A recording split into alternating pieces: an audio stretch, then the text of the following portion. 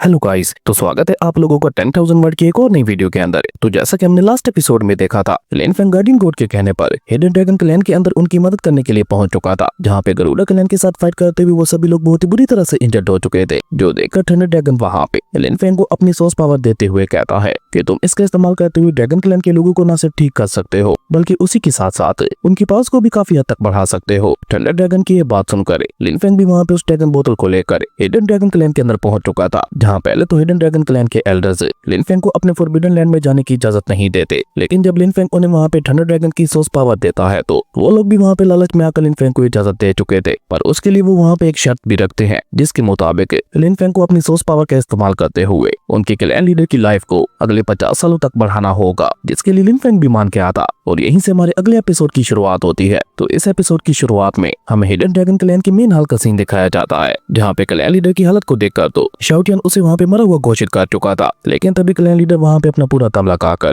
होश में आते हुए लिन फेंग और बाकी सभी से कहते हैं, माफ करना, लेकिन मैं इस समय तुम लोगों को ग्रीट करने की हालत में बिल्कुल भी नहीं हूँ। और ये कहते कहते ही उसका सर दोबारा वहाँ पे झुक गया था, जो देखकर लिन फेंग के सोल सीरियलम के अंदर मौजूद थंडर ड्रैगन वहाँ पे उदास होते हुए कहते हैं, ये सभी लोग मेरे ड्रैगन क्लैन के बच्चे हैं, मैं इन सभी लोगों को ऐसी हालत में नहीं देख सकता, चलो इनकी मदद करते हैं। और ये कहकर अब की बार थंडर ड्रैगन वहाँ पे अपनी एंशिएंट एनर्जी का इस्तेमाल करते हुए अपनी सोर्स पावर को इकट्ठा करने लगे थे, जहाँ एक बार फिर से वो अपने थूक को इकट्ठा करते हुए उसे एक वाटर ड्रॉप में ट्रांसफॉर्म कर देते हैं, जो कि सीधा वहाँ पे लिन फेंग की बॉडी से होता हुआ क्लैन लीडर की तरफ बढ़ने लगा था। जिसे देखकर तो शाओटियन की हालत वहाँ पे एक बार फिर से बिगड़ने लगी थी, क्योंकि वो जानता था कि ये वाटर ड्रॉप किस चीज से बना हुआ है। खैर, वो वाटर ड्रॉप वहाँ पे आगे बढ़ते हुए सीधा क्लैन लीडर के मुंह के अंदर चला जाता है, और ऐसा होते ही अचानक से वहाँ पे उसकी बॉडी को एक बहुत बड़ा झटका लगता है, जिसके इम्पैक्ट की वजह से उसकी आंखें वहाँ पे बड़ी बड़ी हो जाती है। जो देखकर लिन फेंग वहाँ पे क्लैन लीडर को बताता है कि ये वाटर ऑफ लाइफ था, इसे जितना हो सके रिफाइन करने की कोशिश करो। जबकि लिन फेंग की ये बात सुनकर तो हम देखते हैं कि बेचारे शाओटियन को वहाँ पे एक बार फिर से वोमिटिंग होने लगी थी, लेकिन सामने की तरफ क्लैन लीडर वहाँ पे लिन फेंग की बात मानते हुए उस वाटर ड्रॉप को रिफाइन करने लगा था, जिसके चलते हम देखते हैं कि धीरे धीरे उसकी बॉडी ऊपर हवा में उठने लगती है,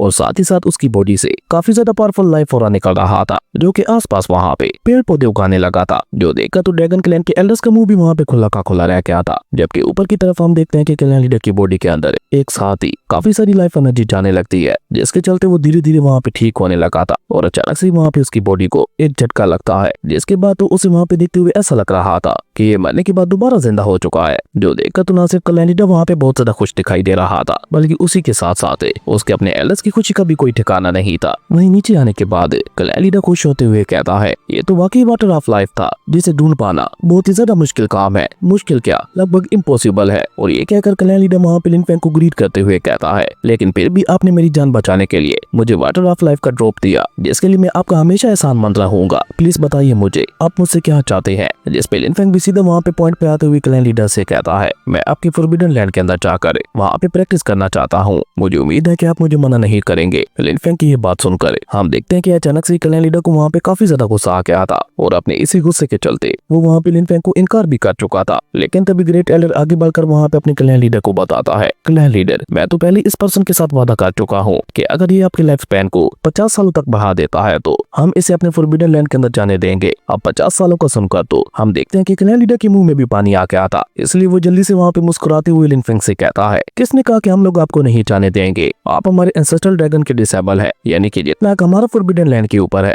उतना ही हक आपका भी है, आप बिला झिझक वहाँ पे जाकर अपनी प्रैक्टिस कर सकते हो। और हाँ ग्रेट एल्डर, ये तुम लाइफ स्पैन बढ़ाने की क्या बात कर रहे थे, ये हमारे बहुत अच्छे दोस्त है, अगर ये हमारा लाइफ स्पैन ना भी बढ़ाए तो मुझे इनसे कोई गिला नहीं है। क्लैन लीडर की इस नौटंकी को देखकर ग्रेट एल्डर के फेस के ऊपर भी स्माइल आ जाती है, और वो भी वहाँ पे क्लैन लीडर का साथ देते हुए बस हाँ हमें अपना सर हिलाने लगे थे। जो देखकर लिन फेंग भी वहाँ पे मुस्कुराते हुए उनसे कहता है कि बहुत अच्छे, लेकिन मैं अपने वादे का पक्का हूँ, इसलिए मैं फॉरबिडन लैंड में जाने से पहले आपकी लाइफ स्पैन को 30 सालों तक बढ़ाऊंगा, और बाकी के 20 साल फॉरबिडन लैंड से वापस आने पे बढ़ाऊंगा। मुझे उम्मीद है कि आपको मेरी ये डील मंजूर होगी। लिन फेंग की ये बात सुनकर हम देखते हैं कि क्लैन लीडर अपने मन ही मन में बहुत ज्यादा खुश हो गया था, लेकिन वो अपने चेहरे से ये जाहिर नहीं करता, और सीरियस होते हुए लिन फेंग से कहता है, वैसे इस सब की जरूरत तो नहीं थी, लेकिन अगर आपको मेरी इतनी ज्यादा चिंता है तो ठीक है, मुझे भी आपकी ये डील मंजूर है। क्लैन लीडर की ये बात सुनकर लिन फेंग वहाँ पे वो ज्यादा देर ना करते हुए जल्दी से ड्रैगन बोतल को बाहर निकाल कर उसे वहाँ पे क्लैन लीडर को दे देता है। जैसे जब वो सुनकर देखता है तो उसकी पूरी बॉडी वहाँ पे खिल उठी थी, इसलिए वो वहाँ पे खुश होते हुए कहता है, पहली नजर में मैं इसे पहचान ही नहीं पाया था कि ये हमारे फर्स्ट जनरेशन के एंसेस्टर का हमारे लिए दिया हुआ एक छोटा सा तोहफा है, लेकिन अब जाकर मुझे इसकी असली कदर महसूस हो रही है। और ये कहकर तो क्लैन लीडर वहाँ पे बिल्कुल एक छोटे बच्चे की तरह उस ड्रैगन बोतल को ही वहाँ पे प्यार से सहलाने लगा था, जो देखकर तो बेचारा शाओटियन वहाँ पे अपनी आंखें ही बंद कर लेता है और मन ही मन में उस क्लैन लीडर को गालियां देते हुए कहने लगा था,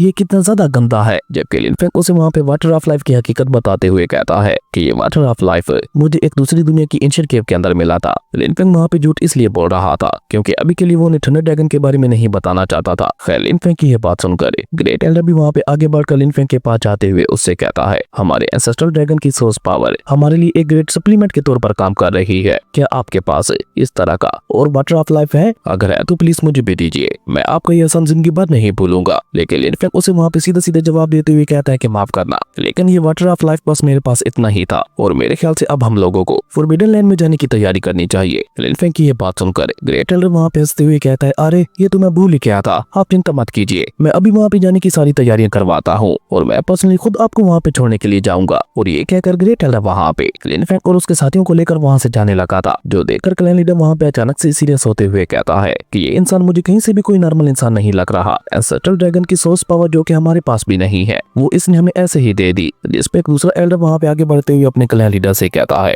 आपने बिल्कुल ठीक कहा, अगर इसके पास हमारे एंसेस्टर ड्रैगन की सोर्स पावर है तो इसका मतलब है कि इसके पास और भी काफी सारे कमाल कमाल के ट्रेस मौजूद होंगे, तो क्यों ना हम इसे, और ये कहकर वो अपने क्लैन लीडर को इशारा करते हुए कहता है, क्यों ना हम इसे जान से मार डाले और इसके पास मौजूद सारे ट्रेस को छीन ले। लेकिन क्लैन लीडर उसे वहाँ पे साफ साफ मना करते हुए कहता है कि नहीं, अभी के लिए हम ऐसा कुछ भी नहीं कर सकते। गरुड़ा क्लैन हमारे सर के ऊपर मंडरा रहा है और वो कभी भी दोबारा हमारे ऊपर अटैक कर सकता है, तो इस खतरनाक सिचुएशन में मैं और ज्यादा नए दुश्मन नहीं बनाना चाहता, तो बेहतर होगा कि अभी के लिए ह्यूमन कल्टीवेटर हमारी साइड में रहे। जिस पे ग्रेट एल्डर भी अपने क्लैन लीडर की हाँ में हाँ मिलाते हुए कहता है, क्लैन लीडर आपने बिल्कुल ठीक कहा, ऊपर से एक इमोर्टल किंग लेवल की गोडेस उस ह्यूमन कल्टीवेटर को फॉलो करती है, तो इसी से हमें अंदाजा लगा लेना चाहिए कि वाकई में वो कोई मामूली ह्यूमन कल्टीवेटर नहीं है। आपने ग्रेट एल्डर की यह बात सुनकर क्लैन लीडर भी हाँ में अपना सर हिलाता है और उन्हें वहाँ पे आदेश देते हुए कहता है कि जब तक भी ये ह्यूमन कल्टीवेटर यहाँ पे कुछ बुरा नहीं करता, इसे अपना दोस्त ही बना के रखना, हो सकता है ये फ्यूचर में हमारे काम आ सके। वहीं सामने की तरफ हम देखते हैं कि शाओटियन वहाँ पे लिन फेंग के सामने आते हुए थंडर ड्रैगन से कहता है, थंडर ड्रैगन आप बाहर क्यों नहीं आए? अगर आप बाहर आ जाते तो ये सब लोग वैसे ही आपको देखकर अपने अपने घुटनों पे आ जाते। जिस पे थंडर ड्रैगन की बजाय लिन फेंग उसे वहाँ पे जवाब देते हुए कहता है कि अगर इन लोगों को पता चल जाता कि थंडर ड्रैगन का थूक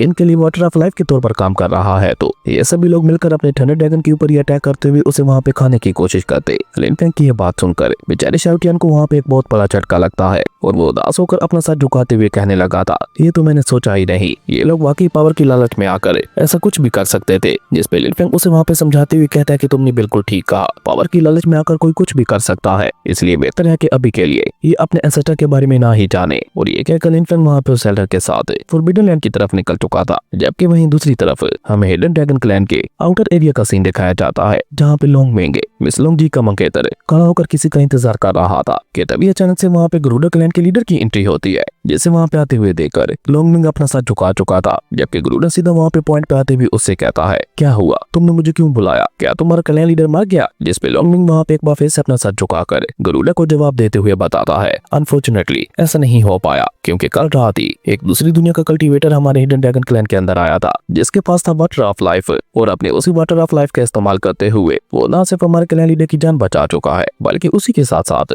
उसने क्लैन लीडर के लाइफ स्पैन को भी अगले 50 सालों तक बढ़ा दिया। ये सुनकर तो बेचारे गरुड़ा को वहाँ पे एक बहुत बड़ा झटका लगता है और वो हैरान होते हुए कहता है, क्या क्या कहा तुमने, तुम्हारा क्लैन लीडर अब 50 सालों तक और ज्यादा जिंदा रहने वाला है? खैर गरुड़ा किसी तरह से वहाँ पे खुद को संभाल कर लोंगमिंग से कहता है, और क्या खबर है? जिस पे लोंगमिंग उसे वहाँ पे जवाब देते हुए बताता है कि ह्यूमन कल्टीवेटर के साथ एक इमोर्टल किंग लेवल की गोडेस भी है, जिसके चलते उस ह्यूमन कल्टीवेटर को हंट कर पाना भी इतना ज्यादा आसान नहीं होने वाला, और ऊपर से हमारे ड्रैगन क्लैन लीडर उसे ड्रैगन क्लैन की फॉरबिडन लैंड के अंदर भी जाने की इजाजत दे चुके हैं। लोंगमिंग की ये बात सुनकर गरुड़ा वहाँ पे परेशान होते हुए उससे कहता है, नहीं नहीं, हम उस ह्यूमन कल्टीवेटर को हिडन ड्रैगन के साथ नहीं मिलने दे सकते। अगर ऐसा हुआ तो हिडन ड्रैगन क्लैन एक बार फिर से अपनी ताकत वापस पा लेगा, जो कि मैं कभी भी नहीं होने देने वाला। लोंगमिंग तुम अपने क्लैन लीडर के ऊपर नजर रखते रहो और साथ ही साथ उस ह्यूमन कल्टीवेटर के ऊपर भी नजर बनाए रखना। और ये कहते हुए गरुड़ा वहाँ से जा चुका था, जिसके जाने के बाद लोंगमिंग के फेस के ऊपर काफी ज्यादा गुस्सा दिखाई दे रहा था, जो कि था लिन फेंग के लिए। अब ये गुस्सा क्यों था ये तो आपको आगे जानने को मिलेगा। खैर उसके बाद हमें वहाँ पे पूरे 3 दिन दिनों बाद का सीन दिखाया जाता है,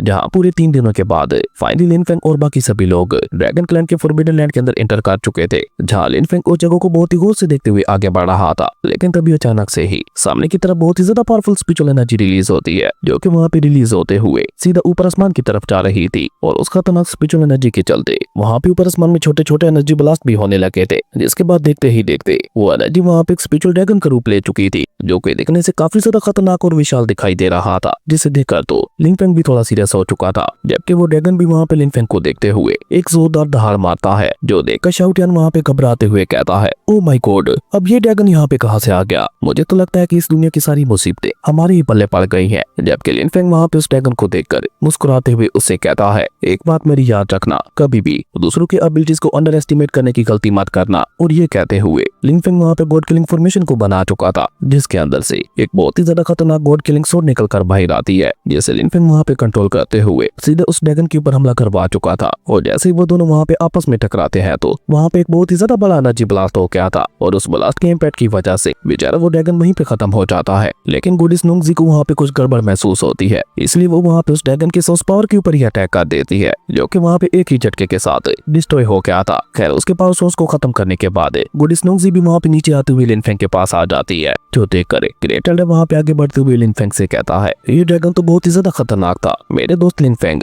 तुम ठीक तो हो ना? जिस पे लिन फेंग उसे वहाँ पे कोई भी जवाब दे पाता। उससे पहले शाओ टियान वहाँ पे आगे बढ़कर उस ग्रेट एल्डर के सर के ऊपर मारते हुए उससे कहता है, ये तुम अब पूछ रहे हो? तुमने पहले मेरे मास्टर को इस ड्रैगन के बारे में क्यों नहीं बताया था? अब जब वो ड्रैगन मारा गया तो अब तुम्हें मेरे मास्टर की याद आ रही है? जिस पे ग्रेट एल्डर वहाँ पे उनसे माफी मांगते हुए कहता है कि नहीं नहीं, ऐसा बिल्कुल भी नहीं है, आप मुझे गलत समझ रहे हैं, क्योंकि ये ड्रैगन यहाँ पे पहले तो नहीं हुआ करता था। तभी लिन फेंग को वहाँ पे थंडर ड्रैगन की आवाज सुनाई देती है, जो कि लिन फेंग से कहते हैं, अपनी राइट साइड देखो, तुम्हें सब कुछ पता चल जाएगा। अब थंडर ड्रैगन की बात मानकर जब लिन फेंग वहाँ पे अपनी राइट साइड देखता है तो उसे वहाँ पे लोंगमिंग दिखाई देता है, जो कि पकड़े जाने के बाद वहाँ से भागने की कोशिश करने लगा था, जो देखकर गोडिस नोंगजी वहाँ पे गुस्सा होते हुए कोर्टून में कहती है, ओ तो तुम भागना चाहते हो? और ये कहकर गोडिस नोंगजी खुद वहाँ पे आके बढ़कर उसके ऊपर अटैक करते हुए उसकी बॉडी के आर पार चली जाती है, जिसके चलते लोंगमिंग घायल होता हुआ वहाँ पे सीधा नीचे आ गिरा था, जहाँ पे उसके मुंह से अब खून भी निकलने लगा था। जबकि ग्रेट एल्डर तो वहाँ पे लोंगमिंग को देखकर हैरान होते हुए उससे कहते हैं, लोंगमिंग, तो ये तुम्हारा काम था? क्या तुम नहीं जानते कि ये हमारे बेनिफैक्टर है? तो फिर तुम हमारे बेनिफैक्टर के ऊपर अटैक करके आखिर क्या साबित करना चाहते थे? जिस पे लोंगमिंग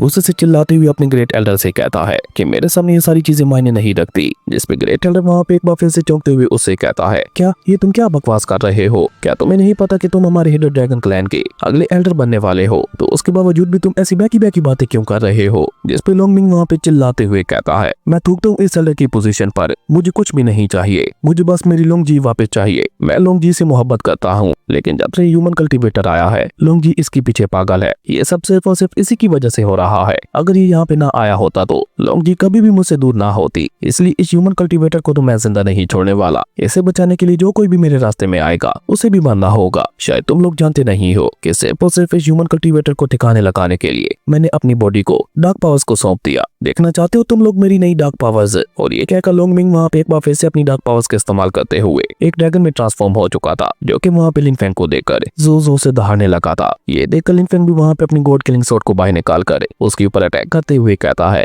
मुझे लगता है कि तुम्हें मरने की कुछ ज्यादा ही जल्दी है। और ये कहकर लिन फेंग वहाँ पे उस ड्रैगन के ऊपर अटैक करते हुए उसे जान से मार चुका था, जिसके साथ ही उसका खेल वहीं पे खत्म हो गया था। हालांकि ये देखकर ग्रेट एल्डर को वहाँ पे बुरा तो काफी ज्यादा लग रहा था, लेकिन वो जानता था कि उसकी गलती की यही सजा है। पर फिर भी वो वहाँ पे काफी ज्यादा उदास दिखाई दे रहा था, जो देखकर शाओ टियान वहाँ पे ग्रेट एल्डर के पास जाते हुए उससे कहता है, सच कहूँ तो ये सब तुम्हारी ही गलती है। अगर तुमने अपने डिसेंडेंट के ऊपर थोड़ी बहुत तवज्जो दी होती तो आज उसका ये अंजाम कभी भी ना होता। शाओ टियान की ये बात सुनकर ग्रेट एल्डर वहाँ पे लिन फेंग से माफी मांगते हुए कहता है, सीनियर, मुझे माफ कीजिएगा, हमारे हिडन ड्रैगन क्लैन की वजह से आपको यहाँ पे परेशानी का सामना करना पड़ा। जिस पे लिन फेंग तो उसे वहाँ पे कोई जवाब नहीं देता, लेकिन शाओ टियान वहाँ पे चिल्लाते हुए उससे कहता है, अब बाकी तुम यहाँ पे खड़े खड़े किस बात के इंतजार कर रहे हो? जल्दी से अपने फॉरबिडन लैंड ओपन करो, या फिर तुम यहाँ पे हमारे ऊपर किसी और मुसीबत के आने का इंतजार कर रहे हो। जिस पे ग्रेट एल्डर नाम में अपना अपना सर हिलाते हुए कहते हैं नहीं नहीं ऐसा कुछ भी नहीं है, प्लीज आप मेरे साथ आइए। और ये कहकर ग्रेट एल्डर वहाँ पे उन सभी को अपने फॉरबिडन लैंड के अंदर की तरफ ले जाने लगा था, जहाँ आगे बढ़ते हुए वो लिन फेंग और बाकी सभी को बताता है कि हमारे इन ज़ुलॉन्ग माउंटेन्स को हमारे एंसेस्टर ड्रैगन गॉड प्रोटेक्ट करते हैं, लेकिन क्योंकि आप हमारे क्लैन से बिलोंग नहीं करते इसलिए आपको अपने ही दम पे इस माउंटेन के ऊपर जाना होगा और मुझे माफ कीजिएगा, इसमें मैं भी आपकी कोई मदद नहीं कर सकता। और ये कहते हुए ग्रेट एल्डर वहाँ पे उन सभी को लेकर एक बड़े से प्लेटफॉर्म के ऊपर आके आता, जहाँ पे बड़े बड़े ड्रैगन गॉड्स के स्टैचू रखे हुए थे, जिनके बारे में वो वहाँ पे लिन फेंग को बताते हुए कहता है